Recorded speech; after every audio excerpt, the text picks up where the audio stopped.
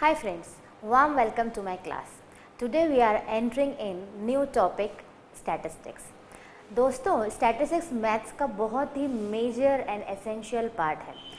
Statistics जो है ये किसी भी कंट्री, किसी भी सिटी, किसी भी पर्सन की प्रोग्रेस के लिए बहुत ही इम्पोर्टेंट टॉपिक है and it's very interesting also. So let's start our beginning with statistics. Okay,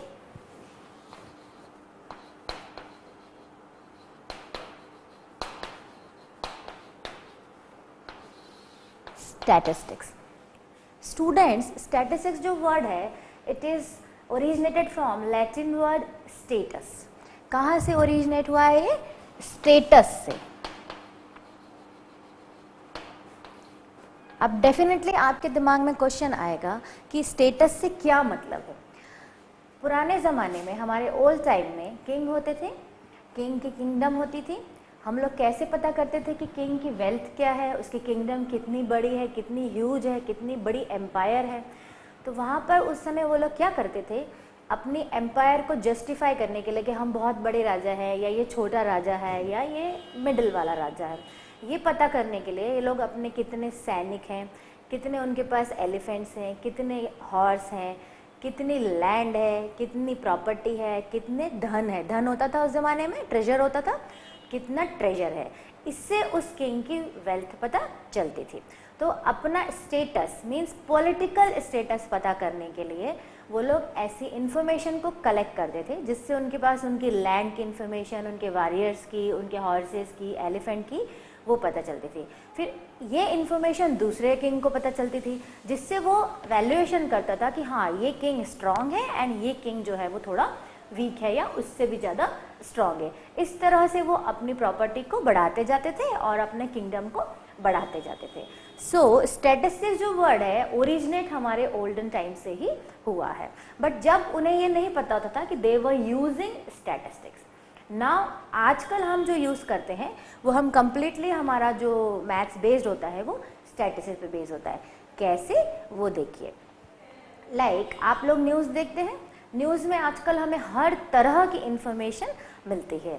आज का टेम्परेचर क्या होगा, कब बारिश होगी, अभी ठंड कैसी पड़ रही है, अभी गर्मी कैसी है, क्रिकेट में क्या स्टेटस है, फुटबॉल मैच कहाँ पर चल रहे हैं, लास्ट कब हुए थे, अगले कब होंगे, इलेक्शन में क्या हुआ, कौन सी स्टेट में कौन जीता, कौन हारा, क्यों जीता, क्यों हारा. दुनिया भर की इन्फॉर्मेशन हमको आजकल मिल जाती है न्यूज़ के थ्रू. क्या आपने कभी ये जानने की कोशिश करी कि न्यूज़ में ये सब चीज़ें कहाँ से आती हैं, या हमारी कंट्री की पॉपुलेशन क्या है, हमारा आर्मी का स्टेटस क्या है, चाइना हम पे अटैक करने की सोच रहा है तो हमारा डिफेंस कैसा है, उनका डिफेंस हमसे स्ट्रांग है तो क्यों है. ये सारी जानकारी हम घर बैठे बैठे न्यूज़ के थ्रू देख लेते हैं. बट आपने कभी ये जानने की कोशिश करी कि ये सारी इन्फॉर्मेशन कहाँ से आती है. ये सारी इन्फॉर्मेशन कलेक्ट की जाती है, ठीक है, जिसे क्या कहा जाता है, डेटा. सारी इन्फॉर्मेशन कलेक्ट करके उसमें से अच्छी नोन एंड इम्पॉर्टेंट इन्फॉर्मेशन को एक्सट्रैक्ट किया जाता है और एक्सट्रैक्ट करके उनके कुछ ग्राफिकल रिप्रेजेंटेशंस या उनके जो भी कैलकुलेशंस है वो करके हमें न्यूज़ या मीडिया या न्यूज़पेपर और रेडियो या phone, internet, whatever the source, उसके थ्रू हमें पता चलता है जिससे हम अपडेटेड होते हैं. फाइन. आजकल छोटा बच्चा हो चाहे बड़ा बच्चा हो, they all are updated just because of media. And media के पास ये जो इन्फॉर्मेशन आती है, हमारे गवर्नमेंट के बहुत सारे डिपार्टमेंट होते हैं जो इन पर वर्क कर रहे होते हैं. दे ऑल आर का स्टैटिस्टिकल डिपार्टमेंट. ठीक है, ये सारा किस पे बेस्ड होता है, स्टैटिस्टिक्स पे. तो स्टैटिस्टिक्स जो होती है it is totally based on collection of information और you can say it is based on data. Fine. So मैं आपको इसके लिए एक बहुत ही अच्छा सिंपल और लाइव एग्जाम्पल बताती हूँ जो आप लोगों के लिए भी इंटरेस्टिंग है और मेरे लिए भी इंटरेस्टिंग है, बिकॉज मुझे भी क्रिकेट का बहुत शौक है और आप सबको भी डेफिनेटली होगा. फ्रेंड्स, आप जब भी क्रिकेट का कोई मैच मिस कर देते हैं तो क्या होता है, हम पेपर में, आइदर न्यूज़ में और किसी भी इंटरनेट के थ्रू हम क्या करते हैं, वो लास्ट वाले मैच का पूरा डेटा देख लेते हैं. हम उनकी पूरी इन्फॉर्मेशन देखते हैं, वो मैच हम क्यों हारे, कौन टॉस जीता, किसने बैटिंग की, किसने बॉलिंग की, बॉलिंग कैसी रही, बैटिंग कैसी रही, पिच कैसी थी, स्ट्राइक रेट क्या था, कितने ओवर तक खेले, कितने विकेट्स हुए, इतना ही अगर हमें पता चल जाता है तो हम उस मैच को पूरा अपने माइंड में लाइव टेलीकास्ट कर लेते हैं कि हाँ ऐसा हुआ होगा, इसलिए ये मैच हम जीते या ये मैच हम हारे। फाइन। मीन्स एक छोटे से पेपर पे अगर हमें प्रॉपर फॉर्मेट में इंफॉर्मेशन मिल जाए, like this is our score board, यहां पर क्या होगा, बैट्समैन, और यहाँ पर क्या होगा, बैट्समैन के साथ बॉलिंग, 11 बैट्समैन होंगे और उनकी पूरी डिटेल, कौन खेला, कितने रन खेला, कितने ओवर में बनाए एंड कैसे आउट हुआ। मान लीजिए वो LBW से हुआ, दूसरे ने कितने रन बनाए, कितने ओवर खेला, कितनी बॉल्स खेला, वो मान लीजिए कैच आउट हुआ। ठीक है। एंड ऐसे हमें इंफॉर्मेशन प्रॉपर फॉर्मेट में, लास्ट में हमें कितनी वाइड बॉल्स हुई, कितनी नो बॉल्स हुई, कितनी एक्स्ट्राज हुई, कितने लेग बाइज हुए, ये सारी इंफॉर्मेशन हमको एक ही स्कोर बोर्ड के थ्रू मिल जाती है और हम उस मैच को एनालाइज कर लेते हैं कि उस मैच में क्या हुआ था। अगर हमने उसे मिस कर दिया तो भी हमें वो पूरा मेमोराइज हो जाता है, और अगर हमने देखा तो हमारा इंटरेस्ट और ज़्यादा बढ़ जाता है। तो ये क्या है, what is this actually? This is completely based on statistics. This graphical representation or this presentation or this information is completely based on statistics. So आपने कोई भी information miss कर दी तो आजकल मीडिया जो है इतना वाइटल फील्ड हो गया है कि आप एक सिंपल सी information नेट पे या मीडिया के थ्रू पता करेंगे और हमें पूरा वो जो चीज़ है वो हमारे सामने आ जाएगी। आपके स्कूल में क्लासरूम्स होते हैं, क्लास में स्टूडेंट्स होते हैं, कितने स्टूडेंट्स हैं, उनकी एज क्या है, उनकी एवरेज हाइट क्या है, आप लोगों का एनुअल रिजल्ट बनता है, एनुअल फंक्शन होता है, लास्ट टाइम किसने कैसा परफॉर्म किया था, अभी किसने कैसा परफॉर्म किया है, आपको कौन सी ग्रेड मिली है, दूसरे सेक्शन को कौन सी ग्रेड मिल रही है, ओवरऑल ग्रेड देख ली जाती है, फिर कह दिया जाता है हाँ 9th क्लास के ये स्टूडेंट जो हैं these are very smart and intelligent students. तो ऐसे ही एनालिसिस होता है। आपके स्कूल का एग्जाम्पल हो गया, टेम्परेचर रिकॉर्डिंग होती है। हम लोग कैसे बता पाते हैं कि आज टेम्परेचर कम है या ज़्यादा है, क्योंकि हमारे पास प्रीवियस सारा हिस्ट्री होता है, उसके थ्रू फोरकास्ट कर देते हैं कि आज का टेम्परेचर या बारिश होगी नहीं होगी, ठंड पड़ेगी नहीं पड़ेगी, कैसा मौसम होगा। आर्मी वाले भी सेम यही चीज़ फॉलो करते हैं कि लास्ट टाइम जो अपोजिट कंट्री थी उसने ऐसा किया था, ये वाला प्लेन लाए थे, ये वाली गन लाए थे, उसके अकॉर्डिंग वो लोग भी अपने आप को अपडेट करते रहते हैं। तो कहने का मतलब ये है दोस्तों कि statistics is a very vast and very huge field, ठीक है, and it is totally based on data. So first I would like to say about data. What is data? Data भी जो है लैटिन वर्ड डेटम से लिया गया है, ठीक है, this was the Latin word, इसका प्लूरल जो है वो डेटा होता है। डेटा की सिंपल सी अगर डेफिनेशन अगर हम बोलें तो कलेक्शन ऑफ इंफॉर्मेशन, ठीक है। अभी हम इसकी स्टैटिस्टिकल डेफिनेशन पढ़ेंगे। This is a very simple language की कलेक्शन ऑफ इंफॉर्मेशन। जैसे मैंने आपको भी बहुत सारे एग्जाम्पल दिए और उसमें बहुत सारे एग्जाम्पल आप ऐड कर सकते हैं। लाइक हमारी कंट्री की पॉपुलेशन क्या है, इतनी बड़ी कंट्री है हमारी, India is the number 2 population wise number 2 in the world.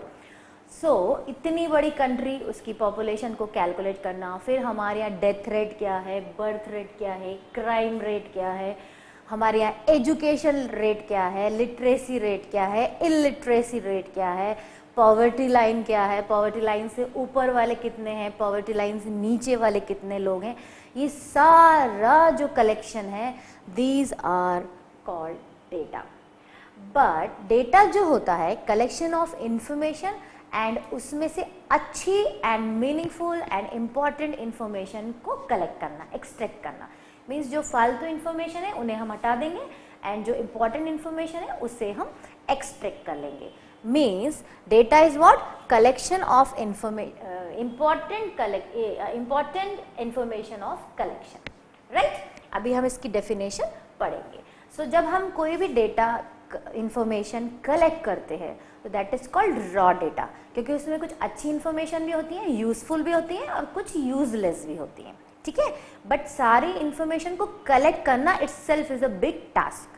सो जो भी इंफॉर्मेशन हम कलेक्ट कर रहे हैं, चाहे वो अच्छी है, बुरी है, यूजफुल नहीं है, बट वो सारी इंफॉर्मेशन का जो बंच है वो कहलाएगा रॉ डेटा। फाइन,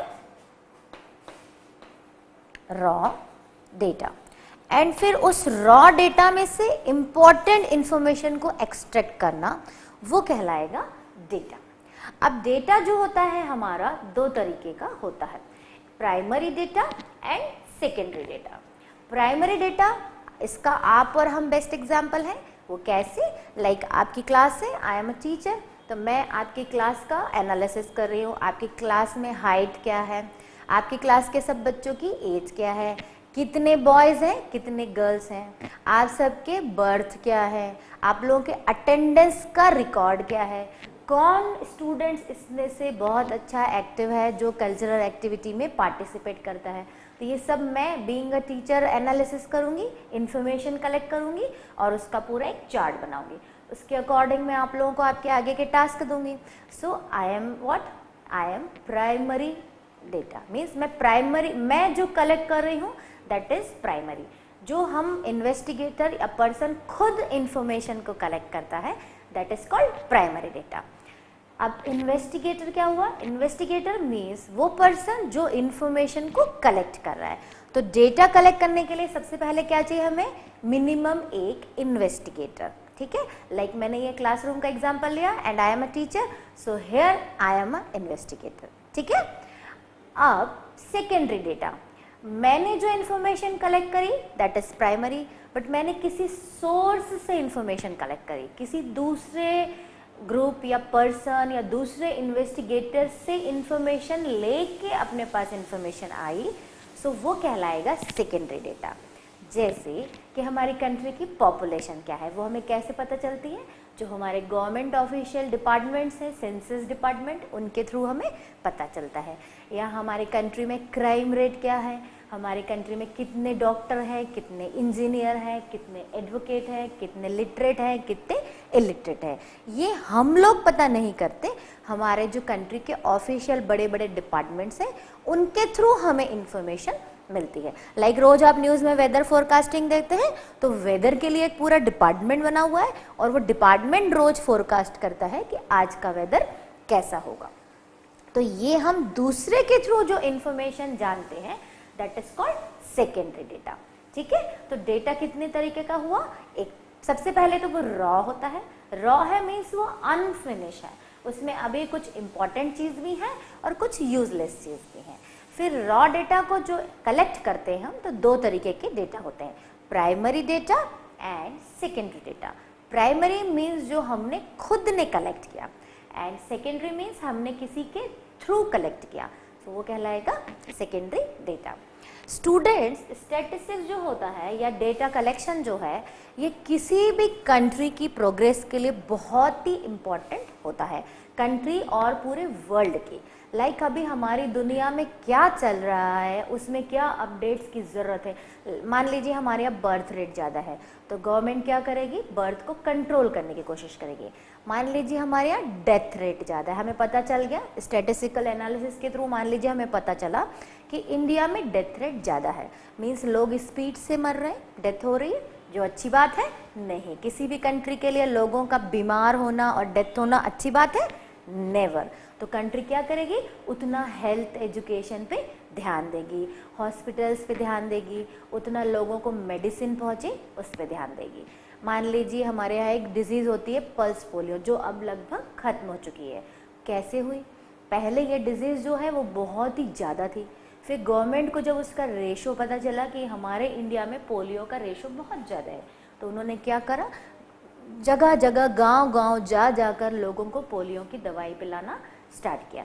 उसके थ्रू धीरे धीरे पोलियो क्या हो गया? अब ऑलमोस्ट हमारी कंट्री में खत्म है, या you can say we are now pulse polio free country. एक दो केस हो सकते हैं that I don't know, but almost free from pulse polio. But ये सब हुआ कैसे होगा? बिकॉज कई सालों पहले से स्टैटिस्टिक्स के थ्रू एनालिसिस हो रहा होगा, एनालिसिस में पता चल रहा होगा कि हमारे यहाँ पोलियो बहुत ज़्यादा है, पोलियो बहुत ज़्यादा है, फिर धीरे धीरे उस पर वर्कआउट करके पोलियो को कम किया एंड मेडिसिन को लोगों तक प्रॉपरली पहुंचाने की कोशिश करी। तो ऐसे जो गवर्नमेंट हमारी काम करती है वो पूरे डेटा पे बेस्ड काम करती है। इसलिए क्या कहा जाता है कि statistics very important and very essential for progress of our country as well as whole world. And साथ ही ये हमारी प्रोग्रेस के लिए भी बहुत ज़्यादा इम्पोर्टेंट है। वो कैसे? लाइक आपका 8th का रिजल्ट है, आप खुद घर पे जब देखते हैं हाँ मैं मैथ्स में ठीक हूँ, मैं साइंस में ठीक हूँ, मेरा इंग्लिश और हिंदी थोड़ा सा वीक था, मेरे नंबर कम आए, तो आप क्या करेंगे? अपने पुराने रिकॉर्ड्स देखेंगे, उस पर ध्यान देंगे और उन सब्जेक्ट्स पे आप और ज़्यादा ध्यान देंगे और रिजल्ट अच्छा बनाने की कोशिश करेंगे। अगेन ये क्या है? स्टैटिस्टिक्स। मतलब कहीं ना कहीं हम छोटे वे में तो इसको डेली लाइफ में यूज़ कर ही रहे हैं, बट इसको टेक्निकली कैसे यूज़ करना है तो वो अब हम स्टार्ट करेंगे। So let's start our journey with statistics. ठीक है, सबसे पहले मैं आपको डेफिनेशंस बताना चाहूँगी। So first definition is data. As I told you, data is originated from Latin word datum. Datum का ही plural word है data. So what is data? An information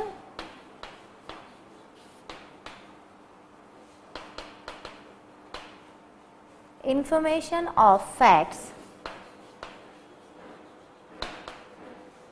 and figures collected for a definite purpose.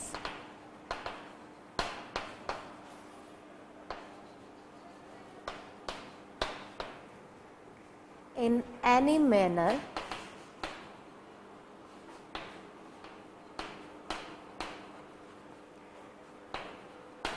is termed as data. ठीक है, information जो fact and figure पे based होगी और कोई particular purpose के लिए हम कलेक्ट करेंगे। लाइक आपको मैंने एग्जांपल दिया कि क्रिकेट है या फुटबॉल है, वो हमारा सबसे ज़्यादा इंटरेस्टिंग टॉपिक होता है।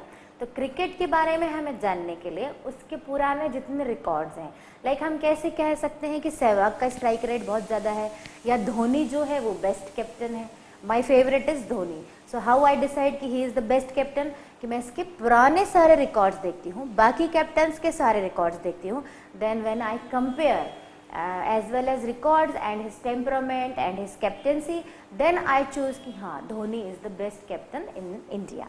ठीक है, सो या Sachin is the best batsman और सहवाग जो है उसका स्ट्राइक रन रेट बहुत, दो he is not very technical batsman but still his strike rate is very high, क्योंकि वो जब भी खेलता है, जब भी मूड में आता है तो वो फटाफट रन बना लेता है, जबकि वो टेक्निकली इतना साउंड नहीं है। तो हम लोग कैसे डिसाइड करते हैं? पुरानी information means facts and figures collected for a definite purpose. कुछ पर्टिकुलर पर्पस के लिए जब हम इंफॉर्मेशन को कलेक्ट करते हैं, so that collection is called data. ठीक है, now primary data. As I told you, data दो तरीके का होता है, primary data and secondary data. So now primary data are data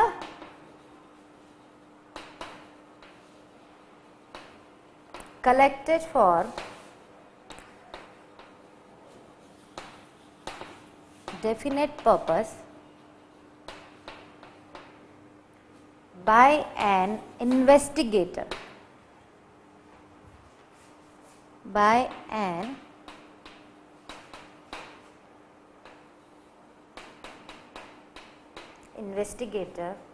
और ग्रुप ऑफ इन्वेस्टिगेटर। इन्वेस्टिगेटर कितने भी हो सकते हैं पर मिनिमम एक होना चाहिए, तभी वो इन्वेस्टिगेटर कहलाएगा। Directly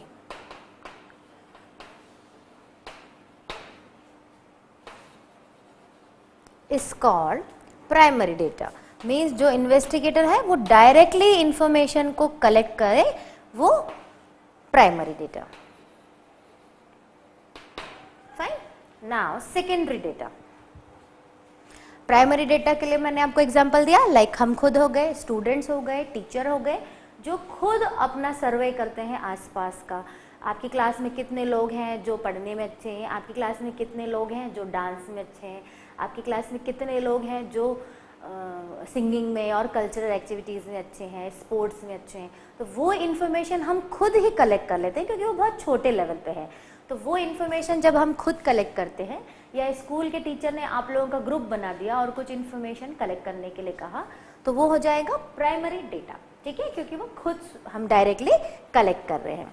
now secondary data. Secondary data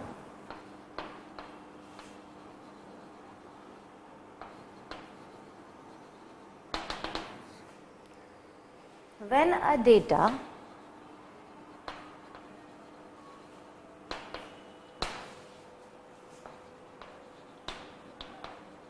is collected from a source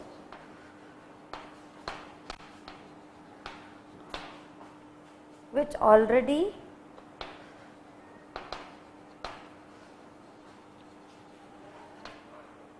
had information stored.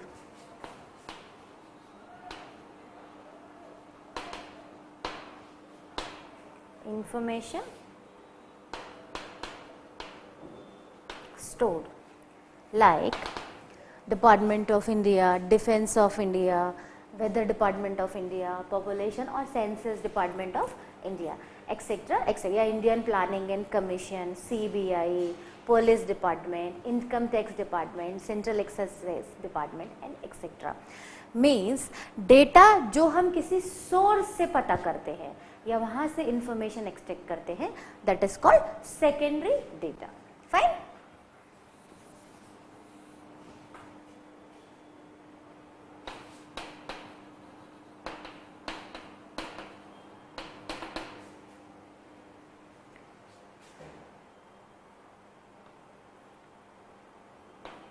In every part of life,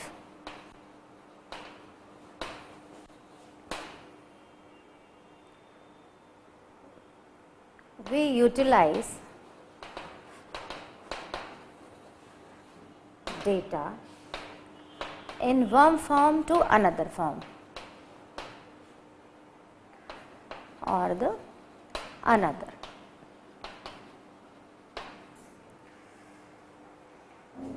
So it becomes essential for us to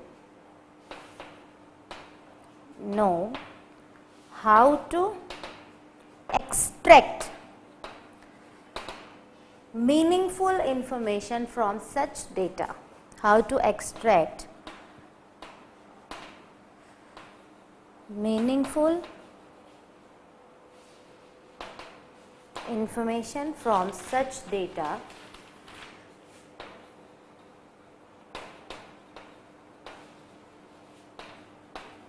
is called statistics.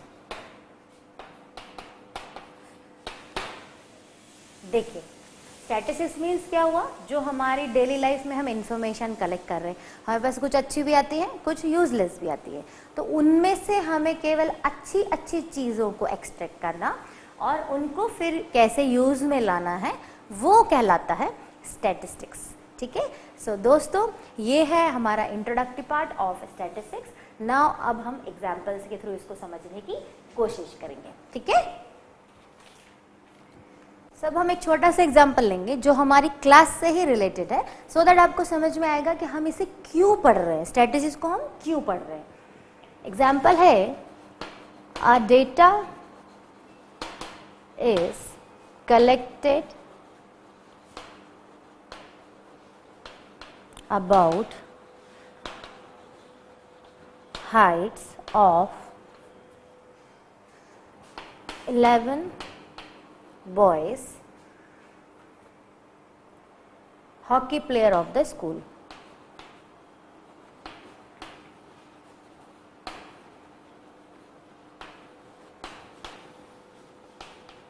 Of the school.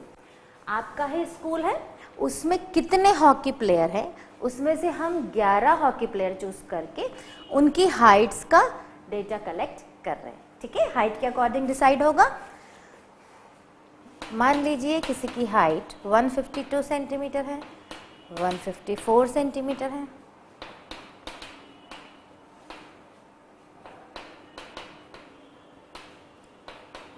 कई लोग एक ही height के हो सकते हैं, कई different हो सकते हैं, कोई ज़्यादा लंबा हो सकता है, कोई थोड़ा छोटा हो सकता है। तो हर तरीके का हमने कलेक्शन किया।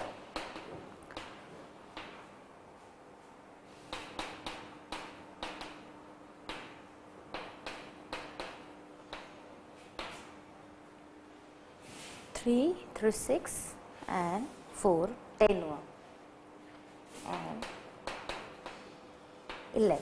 ये हमने 11 लोग जो हैं उनकी हाइट का डेटा कलेक्ट किया। अभी आप ये देखिए कि ये अभी अरेंज नहीं है, छोटा बड़ा कैसे भी फॉर्म में है। तो हमारी कोशिश ये होना चाहिए कि सबसे पहले इस रॉ डेटा को either we arrange in ascending और डिसेंडिंग। तो ऑब्वियसली हम असेंडिंग में जमाएंगे क्योंकि वही फॉर्मेट सही लगता है। तो इसको हम सबसे पहले क्या करेंगे, असेंडिंग ऑर्डर में जमाएंगे। देन हम क्या कर सकते हैं, हम देखेंगे असेंडिंग में जैसे ही हम जमाएंगे तो हमारे पास छोटा हाइट का आ जाएगा और सबसे बड़ी हाइट का पर्सन मिल जाएगा। तो हम बता सकते हैं कि जो ये 11 हॉकी प्लेयर हैं उनकी हाइट का रेशो कैसा है। मीन्स ये वाला बंदा सबसे छोटा है एंड वो वाला बंदा सबसे बड़ा है और बाकी सारे उनके बीच में आते हैं। ठीक है, तो हमें क्या करना चाहिए, इसे असेंडिंग ऑर्डर में जमाना चाहिए। Arrange in ascending order.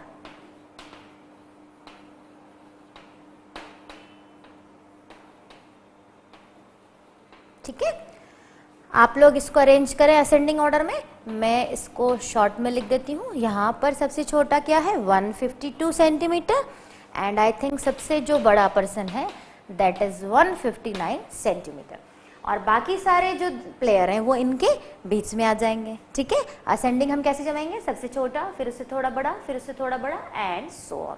Fine, अब हमें ये मिल गया है कि सबसे छोटा जो बंदा है वो 152 सेंटीमीटर का है एंड जो सबसे बड़ा प्लेयर है दैट इज 159 सेंटीमीटर। इससे हम क्या बोल सकते हैं, हमारे हॉकी प्लेयर की रेंज क्या है, मीन्स 152 से लेके 159 सेंटीमीटर की रेंज है। तो रेंज यहाँ पर एक वर्ड इंट्रोड्यूस होगा जो हम पता कर सकते हैं अगर हमने उसे असेंडिंग ऑर्डर में जमा लिया है। तो यहाँ पर सबसे बड़ा माइनस सबसे छोटा। अभी अकॉर्डिंग टू आवर क्वेश्चन सबसे लंबा पर्सन कौन है, 159 सेंटीमीटर वाला एंड सबसे छोटा कौन है, 152 सेंटीमीटर वाला। सो हमारे पास क्या आ गया, कितने सेंटीमीटर का डिफरेंस आ गया, 7 सेंटीमीटर का डिफरेंस आ गया। यानी एवरेज हाइट जो है वो 152 से स्टार्ट है 159 तक है और सब में थोड़ा थोड़ा सा फर्क है और छोटे और बड़े वाले में कितना फर्क है, लगभग 7 सेंटीमीटर का फर्क है। ठीक है, तो देखिए हमने कैसे हाइट के बारे में पता कर लिया। आपकी क्लास में ऐसे बड़े छोटे सब होते हैं तो आप भी इस एग्जाम्पल को अप्लाई करके हाइट का डिफरेंस और सबसे छोटा पर्सन और सबसे बड़ा पर्सन फाइंड आउट कर सकते हैं। तो रेंज एक नया वर्ड इंट्रोड्यूस हुआ है इसमें। रेंज क्या होती है, सबसे पहले आप डेटा को असेंडिंग ऑर्डर में जमा लीजिए, अरेंज कर लीजिए और फिर जो सबसे बड़ी चीज़ है और जो सबसे छोटी है उन दोनों को माइनस करिए तो आपको डिफरेंस जो मिलेगा that is called range of this data. ठीक है, तो एक बहुत ही सिंपल सा छोटा सा क्लास का एग्जाम्पल था जो हमने अभी लिया। सो दोस्तों अभी हमने देखा रेंज। अब इसी क्वेश्चन या इसी एग्जाम्पल को हम कंसीडर करते हुए एक बहुत ही इंपॉर्टेंट टर्म को पढ़ेंगे दैट इज फ्रीक्वेंसी। सेम आपकी क्लास है, वही कुछ हाइट 152 है, कुछ 1। अभी हम पूरी क्लास ले लेते हैं। अभी हमने केवल 11 प्लेयर लिए थे, now I am talking about 40 students. ठीक है, जो आपकी क्लास में होते हैं जनरली। उसमें किसी की हाइट 151 होगी, किसी की 152 होगी, किसी की 159 होगी। ऐसे बहुत सारे बंदे होंगे जिनकी 152 होगी, मान लीजिए 4 लोग हैं। ऐसे 2 बंदे होंगे जो सबसे हाईएस्ट होंगे तो 159। ऐसे 5-6 बंदे होंगे जो सबसे छोटे होंगे जिनकी हाइट बहुत कम है, मान लीजिए 150। सो अब यहाँ पर क्या हो रहा है, आप ध्यान से ऑब्जर्व करिए की जो हाइट है वो रिपीट भी हो रही है। मीन्स अगर मान लीजिए 150 सेंटीमीटर जो सबसे छोटी है, वैसे 5 लोग हैं, like Ram, Shyam, Anil and so on. तो वो 5 लोग जो हैं उनकी हाइट क्या है, केवल एक हाइट 150 सेंटीमीटर। तो क्या हुआ यहाँ पर 150 का 5 बार रिपीटेशन हुआ। ठीक है, अब हाइट जो सबसे ज्यादा हाइटेड है वो क्लास में 1-2 ही होते हैं, बहुत ज्यादा हाइटेड नहीं होते। क्लास में हमेशा सबसे टॉल जो होते हैं वो 1-2 ही होते हैं। मान लीजिए 2 हैं, 159 सेंटीमीटर के 2 बंदे हैं। एक एग्जाम्पल ले लीजिए, अनिल है एंड सुनील है। ठीक है, सो अनिल और सुनील के आगे हम क्या लिखेंगे, अनिल भी 159 है एंड सुनील भी 159 है। ठीक है, अब मान लीजिए मैं आपसे क्वेश्चन करती हूँ 159 सेंटीमीटर के कितने पर्सन है, तो आप उसके आगे क्या लिखेंगे, 2। मीन्स 159 का रिपीटेशन हुआ है। या सबसे छोटे जो थे 150 सेंटीमीटर के थे, मैंने आपको बताया कि 5 लोग थे। मीन्स 150 का क्या हुआ, रिपीटेशन हुआ। एक और इसी एग्जाम्पल को हम मॉडिफाई करते हैं। आप लोगों को ग्रेड मिलती है क्लास में, नंबर जब मिलते हैं तो ग्रेड मिलती है। ए बहुत लोगों को मिलती है, बी बहुत लोगों को मिलती है, सी बहुत लोगों को मिलती है ना। बहुत सारी ग्रेड जो है रिपीट होती है। मान लीजिए 10 लोगों को ए मिली, सो ये 10 क्या कहलाएगी, frequency. Means number of repetition of particular thing is called frequency. क्योंकि अब जो हम क्वेश्चन पढ़ेंगे उसके लिए हमें फ्रीक्वेंसी समझ में आना बहुत जरूरी है। तो फ्रीक्वेंसी क्या हुई, जो रिपीट हो रहा है। या मैंने अभी आपकी क्लास की बात करी और अनिल नाम लिया, तो हो सकता है 2 अनिल हो क्लास में या 3 हो, वेरी कॉमन नेम। तो अनिल जो है वो 2 या 3 है, तो ये क्या हुआ, रिपीट हो रहे हैं। अनिल जो है वो रिपीट हो रहे हैं।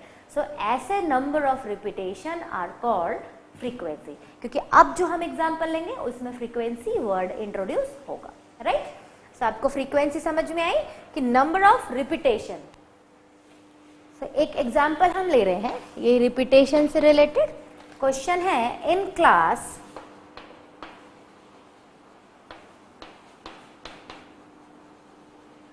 $40 students, test was given। ठीक है, टेस्ट के नंबर 40 स्टूडेंट्स टेस्ट दिया है, उनके मार्क्स दिए हैं। दे वर अवॉर्डेड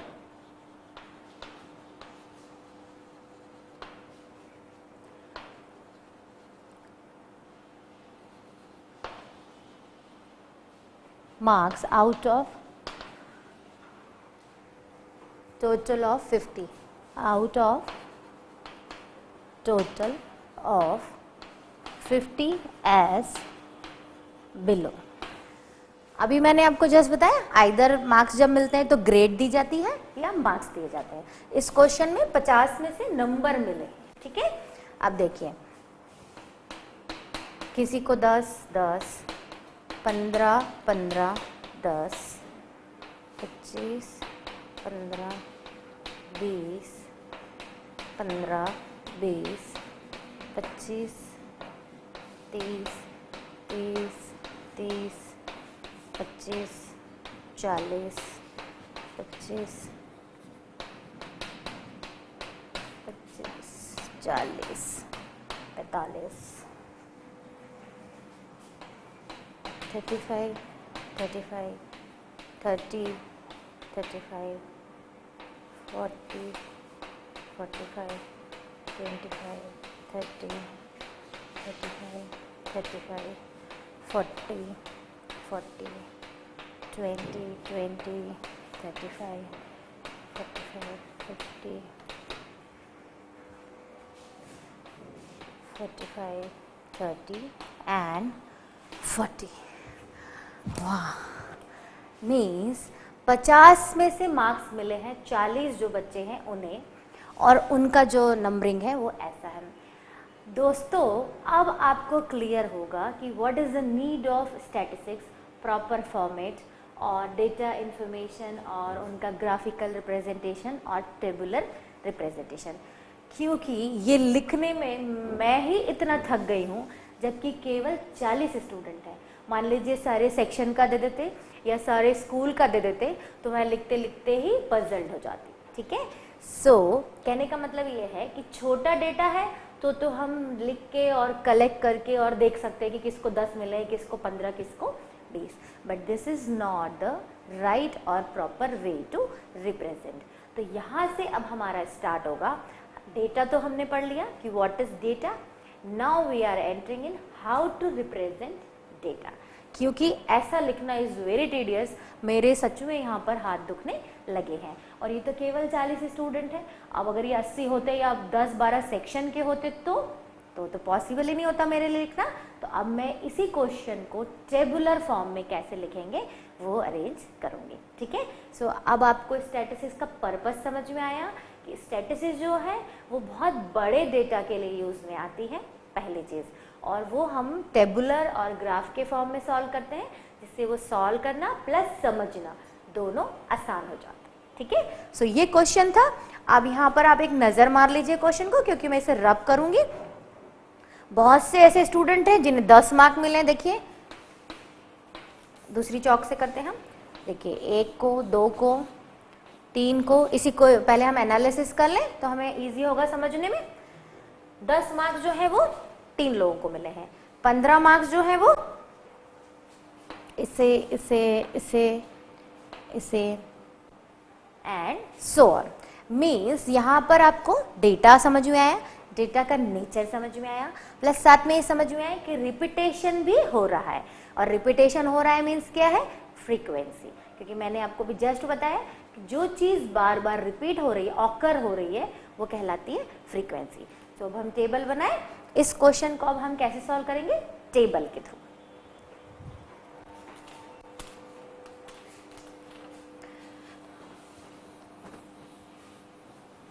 आप ये नोट डाउन कर लें, क्योंकि अब हम इसकी टेबल फॉर्म करेंगे। टेबल हम जो फॉर्म करेंगे उसमें 2-3 टर्म जो है वो इम्पॉर्टेंट लिखेंगे। सबसे पहले हम लिखेंगे मार्क्स ऑब्टेन, जो अभी मैंने रब किया है,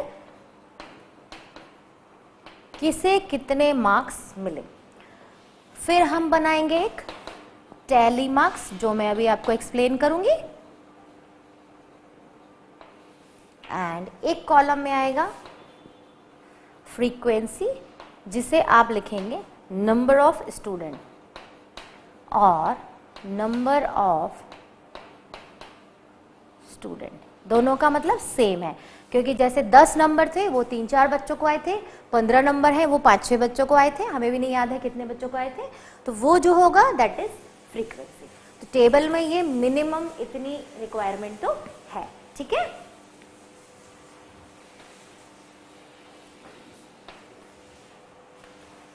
देखिए सबसे पहले जो मार्क्स मिले थे वो 10 थे, और वो कितने लोगों को मिले थे, 3 लोगों को मिले। ठीक है, फिर किसी बच्चे को मिले थे 15, वो कितने बच्चे थे, 4 थे। फिर मार्क्स थे 20, जो 4 लोगों को मिले थे। फिर 25, जो 6 लोगों को मिले थे। 30, 35, 40, 45 एंड 50। मेरा एक ग्राफ टेबल छोटा पड़ गया, मैं इसे फिर से बनाती हूँ। देखिए टेबल बनाने के लिए मिनिमम ये कॉलम आना ज़रूरी है। उसमें सबसे पहले आएगा मार्क्स ऑब्टेन, क्योंकि हम मार्क्स की बात कर रहे हैं, तो एक कॉलम जो है वो मार्क्स ऑब्टेन आएगा।